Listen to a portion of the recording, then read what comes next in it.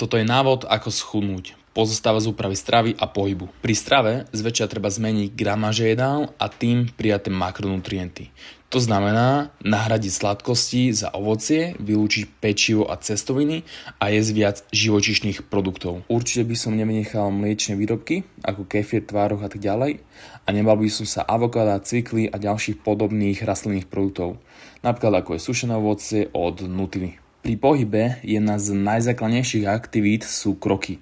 10 až 20 000 krokov by mal byť tvoj stred. Za druhé je to pohyb mimo tréningu, čiže to, čo robíš celý deň. A za tretie sú to silové tréningy 3 až 5 krát týždenne. Plus celý režim dokážeš vylepšiť tak, že stravovacie okno, teda čas, kedy ješ jedlá, budeš mať od 6 do 8 hodín. Takže to je krátky návod, ako schudnúť, čo robiť a čo nerobiť. A ak potrebuješ viac informácií, tak nájdeš na mojom profile.